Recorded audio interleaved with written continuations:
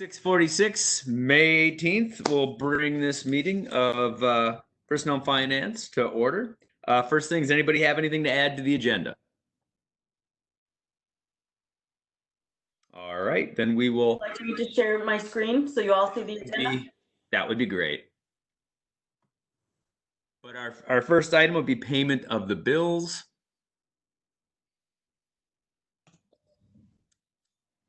So moved. All right. Oh, I was waiting for a comment from Connie. She can comment after we get to our move and our motion and second, I suppose, and you guys could second it. Want to. All right, so we have a motion and we have a second. Finance Director Hillman, do you have anything you need to add? Nothing to note as far as the bills. I sent out the financial statements late Thursday night. Had some questions on there, whether or not you guys like the new form or if we should continue to use what we always have in the past, or if you're okay with replacing the page from our new software with, I do believe it was page 2 of the packet. Any comments on that at all? No. I'm fine. You're fine with replacing that page? Yes. Okay. That will save me a little bit of time. Sounds great. Thank you. All right, anything else on that at all? Nope. All right, hearing nothing, this will go to a vote. It's roll call. Pritchett? Yes. Erickson? Yes. Stunek? Yes.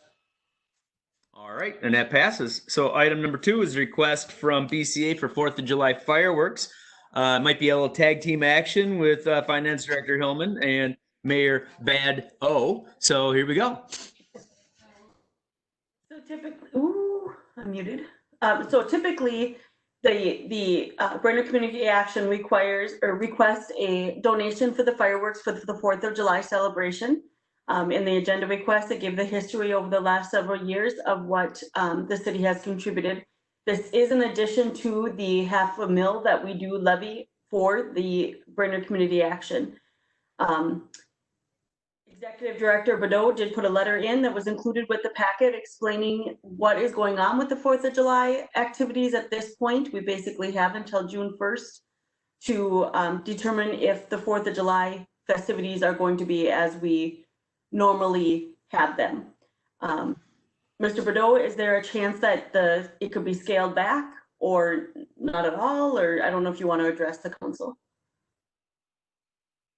Well, I better take off my Merrill coat and go with my community action polo here. Yeah, so just wanted to come to you guys.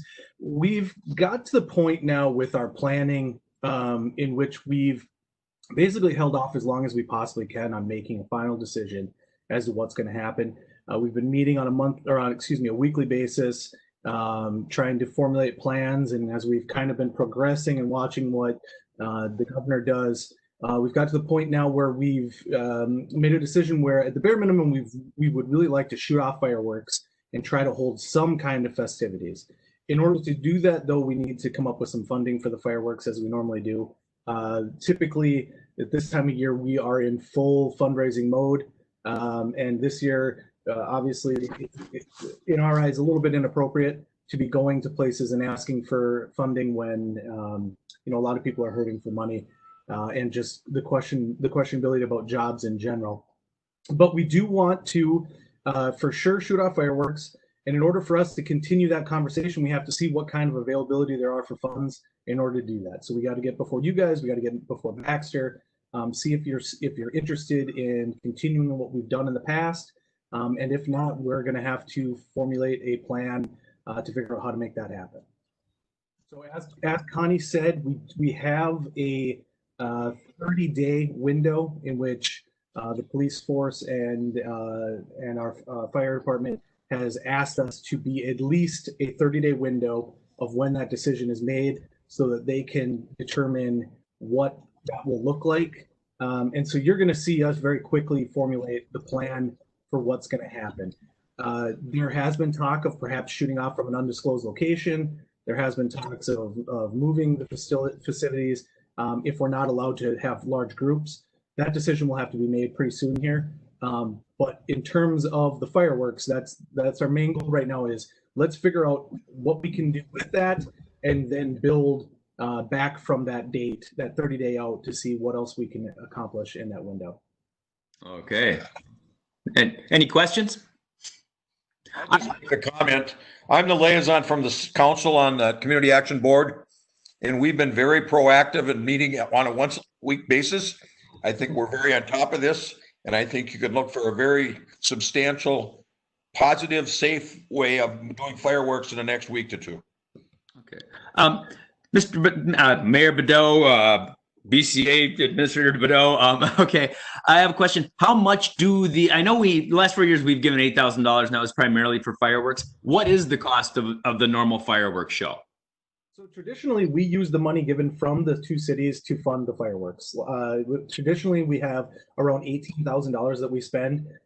So the 16, 8 and 8 coming from the two cities, and then an additional 2 that has come from, I believe, Visit Brainerd in the last couple of years. Last year, we were able to get a couple more donations from the Snowdios, and that put us at about the $20,000 mark.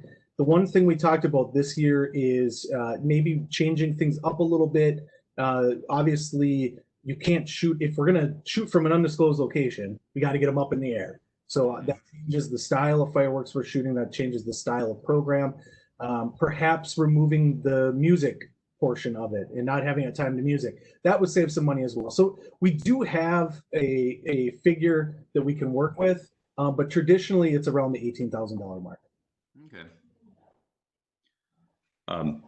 I would. Prepared for a motion. All right, let's hear it, Mr. Stunek. I would make a motion that the city of Brainerd donates $8,000 to the 4th of July program of community action, and the executive director, Dave Bordeaux. Okay, we have a motion by Stunek. Do we have a second? Second. We have a second. Anybody have any more discussion? Any more discussion? Any more discussion? Hearing none, goes to a vote by roll call. Erickson, Yes. Stunek, Yes. Pritchett. Yes. And that passes. Oh, I was a little remiss. We probably should have had basically roll call in the beginning just to see who all is here. So just so everybody knows, if they're watching, depending, or just listening, we have Finance Director Hillman, we have Councilman Stunek, Councilman Erickson, we have Community Director Chansky, Mayor, and BCA Admin Bedeau, and City Administrator Bergman. Is Jessie still there? I just can't see her across the top. Yep, she is. And our communication intern, Jesse Ernster. So, okay. As well as the Brainerd Dispatch is on the phone. Okay. As All right. well as Chris Schubert, HR Director, is as well. Perfect. Thank you. All right. Anybody else hiding in the corners on the top of my screen that I can't see? All right. So that takes us to item number 3, which would be the Small Business Relief Grant. Mr. Chansky, please. Oh, I can't hear you. I think you're muted, sir. There we go. Now. Thank you, Mr. Chair. So this is the Small Business Relief Grant. This is a recommendation coming from the EDA, the Economic Development Authority. What they are proposing is a small business relief grant to be managed by them, by the EDA board. This grant would provide $3,000 to eligible businesses for such expenses as safety equipment, lease, mortgage payments, payroll obligations, utility bills, property taxes, and other expenses that can't be paid as a direct result of the COVID-19 pandemic. At this time, what the EDA is requesting is $90,000 of the city's state MIF funds to support this grant, and that they're requesting that money be transferred from the city to the EDA for them to conduct this grant. Attached to this agenda item, you see we have a draft guidelines of the grant. The EDA created a subcommittee of 3 members. That would have been Mr. Ed Mink, Yvette Campbell, and then Wayne Erickson as the council liaison. And then it was myself and Jennifer and Tyler really working on this grant and looking at, okay, what are they trying to do? What's their goals? And how do they want this to be administered? Part of this process is they went back and forth between, do we want this to be a grant or do we want this to be a loan? As part of this staff, we prepared a number of examples we gathered from other communities around the state that are doing programs like this. This program, these guidelines are heavily influenced from the program St. Louis Park is doing, but with our own, obviously, Brainerd spin on it and different requirements that we're doing instead of them. Ultimately, the EDA subcommittee decided the best thing was for a grant. The reason being is that with the loan, first of all, there's that question of, well, if someone defaults or can't pay it back or goes out of business anyway, are we coming after them? How do we really want to manage a loan program? And Yvette Campbell, who is a business maker with Bremer Bank, even she came out and said, you don't want to do a loan. Just the managing of that, and for the dollar amount we're going to be issuing, it's more hassle than it's really worth from our end, as well as how it can be used from the perspective of those applying for it. So with that, guidelines are pretty basic, covering types of businesses that you can see in front of you. It pretty much covers a wide swath of businesses, anyone pretty much that was affected by the COVID-19 pandemic.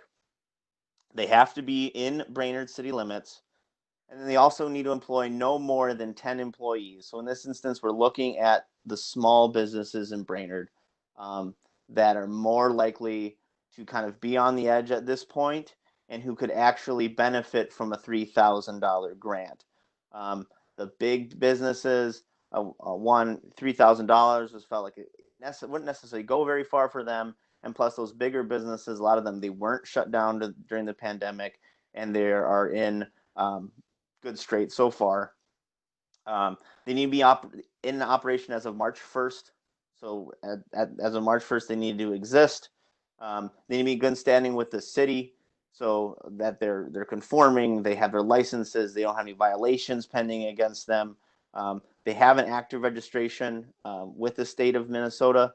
With that piece, we did note that we're going to be lenient on that. If a business submits a grant and we do our background check on them, and we notice that they don't have an active registration with the state, but we want to fund them, all we'll tell them is we're essentially writing you a check. We're just not issuing it until you register with the state.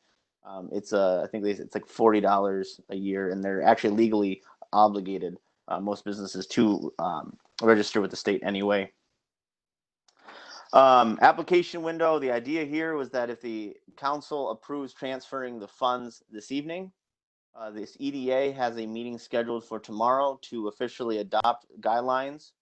And then we would field the grant and start taking in applications May 25th.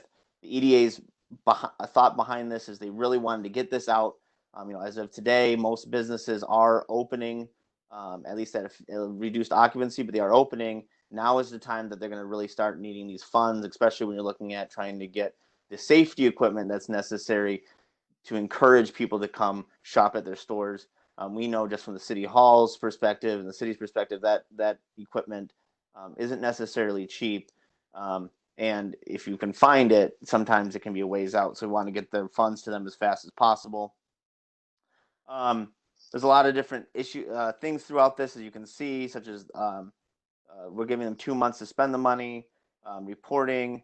One thing I want to go back down to reporting. We are requiring that once the funds are issued, that within that 2 months, that they report back to the EDA of kind of what they spent the money on. So we are making sure that the money is being spent properly. And we just left the funding availability. So in 2 different places in the guidelines, we just let people know these are the funds that we have available. There is a deadline of Friday, June 12, or until funds are exhausted. And then ineligible businesses, we just said want those that don't have a physical address within the city of Brainerd. They're a home-based or internet-based business, so they don't have a physical location that they have customers coming to or employees driving to work. They derive income from passive investments, primarily generate income from gambling activities, and generate any part of its income from adult-oriented or marijuana-based industries as well. So really what it comes down to, again, for tonight, what the EDA is requesting is that the council transfer $90,000 in state MIF funds out of Fund 217 to the Brainerd Economic Development Authority to fund this grant. One last thing I want to add that I didn't have in there, that Connie did provide to me this morning, is to let you know, again, we talked about the state MIF funds last council meeting about that extension. Currently around $133,000 in state MIF funds. That's left over of the 80% retained. We aren't calculating in this point that addition that we may be getting. With $90,000, that would leave a balance of $43,000, if I'm doing my math correctly. And then we do have a request coming after this for some more funds. So that's where that funds will be coming from. And then again, just the last thing, a reminder of that when the city council opted to take that one-time exception for the MIF funds, they specifically designated it for economic development use. And with that, I'll take any questions you may have. All right, Mr. Chansky, I have two quick questions.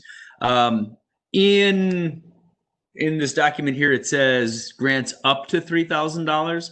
So do businesses say, look, we would like a certain amount and it's up to $3,000? Because it kind of seemed at first that they were grants of $3,000. The second one is, do they have to say what they're going to spend it on when they're applying for the grant? So with that, so I think, yes, it's up to $3,000. So if they say they only want $1,000, they can say we only need $1,000. Yes, Tyler Glenn with Bladek, he is actually working on the actual application form. So they are going to be involved. He offered Bladek services for helping, especially vet the applications. The application comes in, they can kind of run that background check, make sure they are registered, they have their tax ID and all that kind of things. And then they will be essentially developing that form. They have a lot of experience already doing that kind of thing through the Unified Fund and such. So he's actually developing that. And I believe in that form, which I just don't have yet, will be that line of kind of what are you planning on using it for? And then they'll have to report back later of what they actually spent it on. Any other questions? If not, entertaining a motion. Mr. Chair, I'm ready with the motion. I will make the motion to transfer the $90,000 in MIF funds out of Fund 217 to the Brainerd EDA to fund small business relief. All right, we have a motion by Erickson. I'll second that, Stunek. Second by Stunek. Any other discussion? Any other discussion? Any other discussion? Hearing none. Just really briefly, want to just add out, I think this is a great idea. The spirit of this to help our small businesses that are struggling right now is fantastic. And then just to say, I agree with the EDA's approach, grant versus loan. I think that's spot on. All right. I would echo that same feeling. Okay. Anything else? All right. Hearing nothing else, goes to a vote. This is roll call. I think you said, I couldn't hear. I think you said Erickson. Yes. Yes. Stunek? Yes. Pritchett? Yes. And that passes. All right. Takes us to item 4, which is a request for funds to conduct a marketing campaign. And that would be, I don't know. I'll kick that one off, Mr. Chair. That one? Okay. Thought you maybe you'd put the intern on the spot for this one because her name's I'm gonna hand it off to Jesse in just a minute, but I just want to kind of set the frame here for this. So this is kind of part 2 of a request from the EDA. As they were discussing ways to support our businesses, first they came up with the grant program, but then they also came up with the desire to do a marketing campaign to let people know that we are open. There's a lot of comments that we've gotten from multiple business owners of people who are asking, like, are we open? They don't know, the general public doesn't necessarily know who's open and who's not. So the idea of this be a marketing campaign it's broad, in that we're not necessarily pointing out specific businesses, but it's a campaign that says we here in the city of Brainerd, we are open for business, and this is you can come here for all your essential needs, and it's safe to shop here. And so with that, I'm just going to set up, again, this is part 2. We're at this time requesting $25,000 again out of the state MIF funds, out of Fund 217, taking that $25,000 plus that 90, that's 215,000 of the 133. So you'd be still left with about $18,000 in that fund if the council approves this. So with this, I'm going to hand it over to Jessie, and she's going to go over a little bit of the kind of draft marketing plan that she has created. Thanks for the intro, David. Yeah, so as he mentioned, this was planned to be a comprehensive marketing plan that just really encourages locals that Brainerd is open and to shop locally. And so we chose several channels of marketing that hit the many different age demographics in Brainerd, and we wanted to reach them at their point of decision making if they're going to a big box store, if they're going to shop local, and hit them there. And then so the estimates that are in a document that I believe is in the packet are for 2 months. And then we chose this time frame just because people become comfortable at varying points to go into store shopping at local stores. So this will reach a significant number of people at those points. And just a couple notes is that we will be visiting with businesses to make sure that this marketing plan is very effective for them and hits all their needs. And additionally, the Chamber and County are heading a campaign called the Lakes Country Cares Act. And so we will be collaborating with them for that, but having a distinct call for action for the city of Brainerd itself. And so we have the several marketing channels that we have with actual costs that we got quotes from in addition to arbitrary estimates. Approximately this will cost about $25,000. And so the first channel is social media, which we attributed $5,000 to. And so this would be kind of a series that tackles the many different barriers or concerns that consumers may have about going into shopping. And this channel would allow us to collaborate with other organizations in Brainerd, such as Visit Brainerd, the Lakes Country Cares. It just has a lot of opportunity to be flexible with the messaging that within the 2 months we feel like Brainerd needs. And then additionally, we have radio, which we got a quote from them from, if it's just on WJJY, to be a little above $3,000, or if it's for all of their station, to be about $8,000. And so this channel allows us to address locals directly and catch them in transit to shopping. And if they're not heading to local shops, hopefully diverting them to Brainerd. And then as a next channel, we have kind of a video. And so we attributed $5,000 to this as well. And this would be used for ad space in YouTube. Again, this is reaching people where they're at.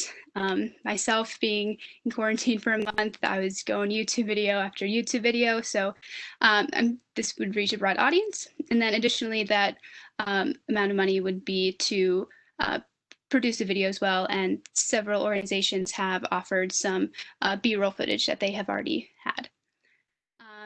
As for our next channel, printing, we attributed $5,000 to this, but after this document was created, Lakes Printing had generously offered to donate printing costs because they're really behind this message and believe it's so important. And so this would be to collaborate with Lakes Country Cares to have a half-page flyer to be placed in the window fronts of Brainerd stores to kind of just thank them for shopping locally and to guide them to best practices that Lakes Country Cares has their documentation for as well.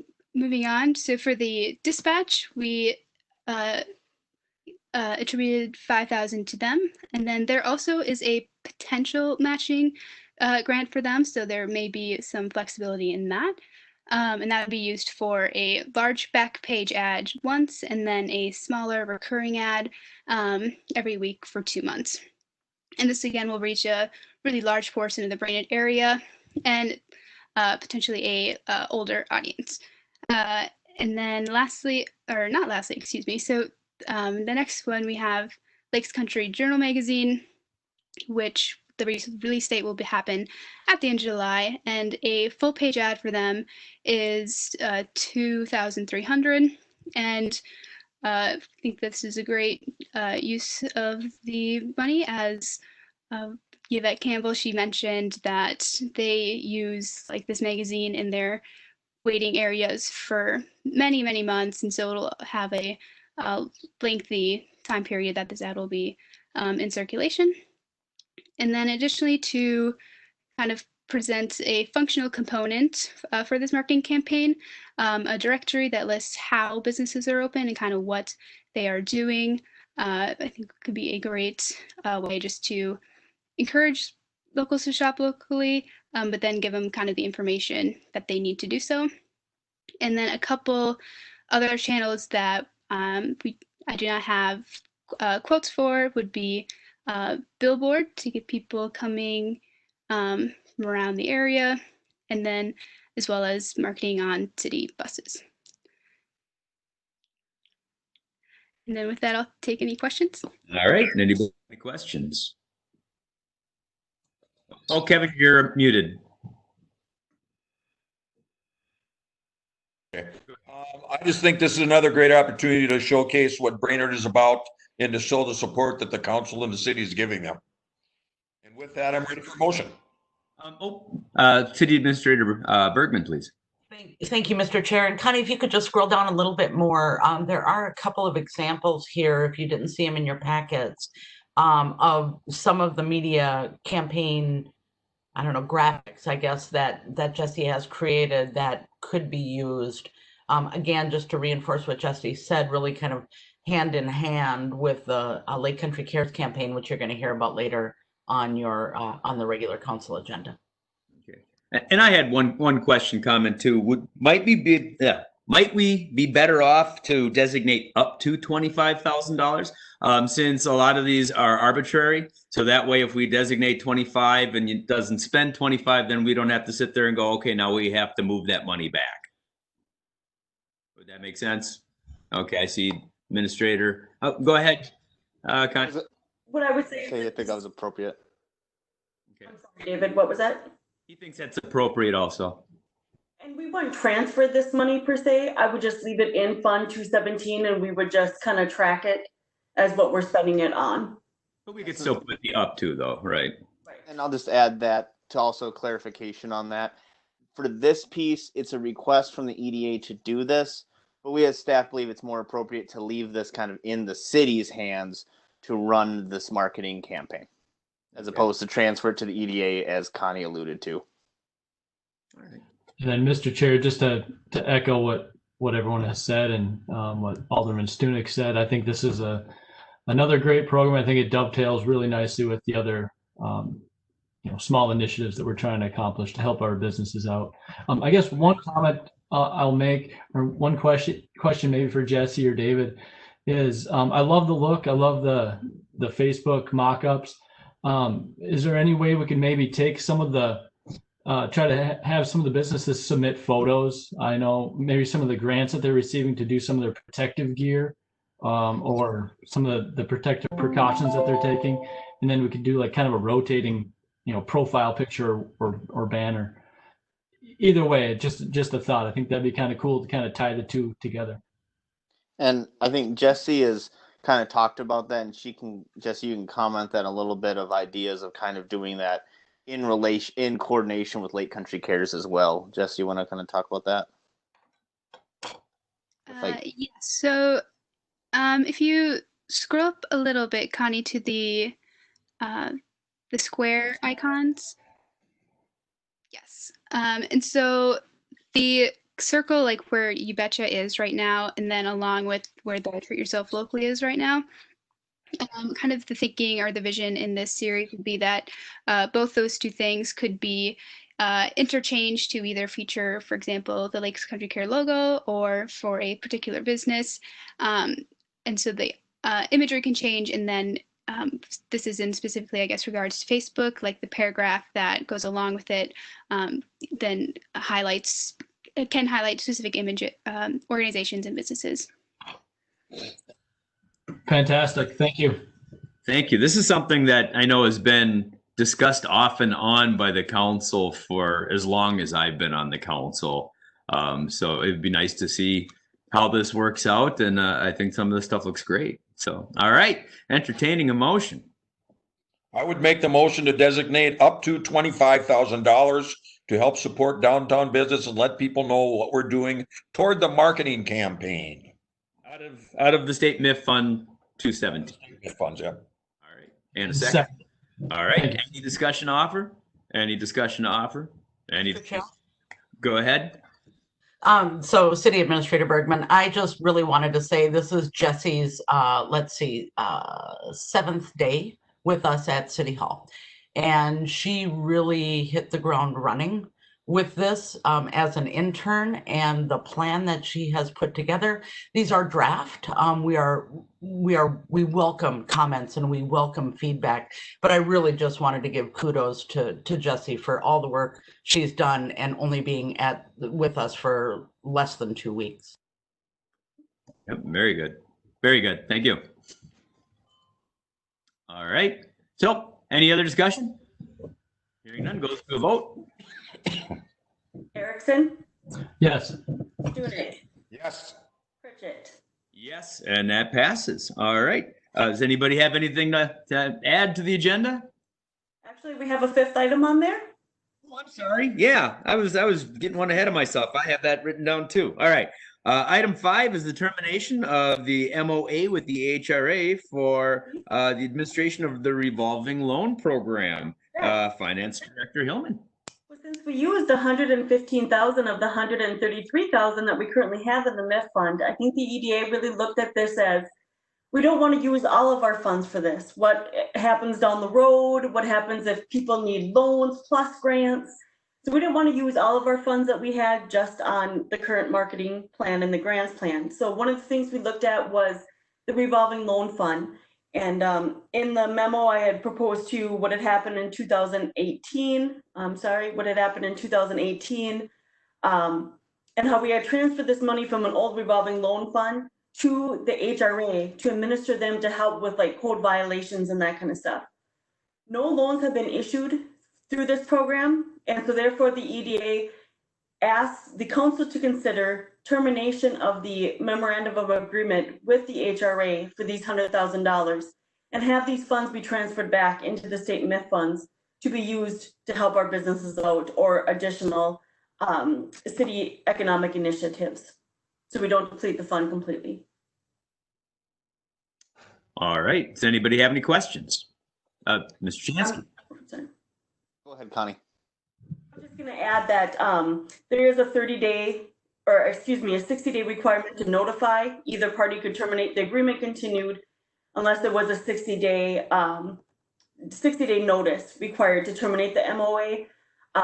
I did talk to John Schomer as well as the interim executive director, Karen Young, and both of them were agreeable and did not think that this waiving of the 60-day notice would be an issue for them. They actually have an HRA meeting the end of the month, and they would present this to the HRA board as well. All right. Anything else? Mr. Chansky. Thank you, Mr. Chair. So yeah, I think Connie covered it pretty well. Just expound on what you said a little bit. At this time, obviously the EDA's, we've made the request coming from the EDA. But again, part of that concern and the idea of potentially bringing that 100,000 back is what happens if we have to go through a round 2. If you watched the governor's presentation a week ago, it made that kind of that comment of if we get a spike, what happens if we get shut down again? A lot of businesses might not survive a second shutdown, or might be in a condition they are right now, or even worse. We want to be prepared if we have to provide assistance again. And even if we don't, which would be our preference, we still have some funds, as Connie alluded to, that maybe we can use for other economic development initiatives. All right. Ready with the motion, Mr. Chair. All right, go for it. So I'll make a motion to authorize staff to provide written notice to be sent to the HRA, terminating the memorandum of agreement associated with the administration of the city's revolving loan program, and further to request that the HRA waive the 60-day notice requirement within the MOA. All right. We have a motion. Second that, Stunek. And we have a second. Any discussion to offer? Any discussion? Any discussion? Hearing none goes to a vote, and it's roll call. Erickson, Yes. Stunek, Yes. Pritchett. Yes, and that passes. All right. Now we can try. Does anybody have any other business that we need to take care of? Yes. Finance Director Hillman. It's more of just an update. We are moving forward with issuing the bonds for the Memorial Park, for the fire truck, as well as some other equipment, and then the projects for the 2020 construction season. And so there will be a public hearing at our next council meeting that addresses the tax exempt bonds that we're issuing for the parks project. So I'm just letting you know that there will be a public hearing at the next council meeting in regards to issuing those bonds. All right. Would you like to bring that up in your report at council then? Yes, I will. All right. That'd be great. Anything else? All right. Do we have a motion to adjourn? So move. And second. Motion by Stunek, second by Erickson. Any discussion? Any discussion? None. Goes by roll call. Erickson, Yes. Stunek, Yes. Pritchett. Yes. And we are adjourned. See you in approximately 8 minutes.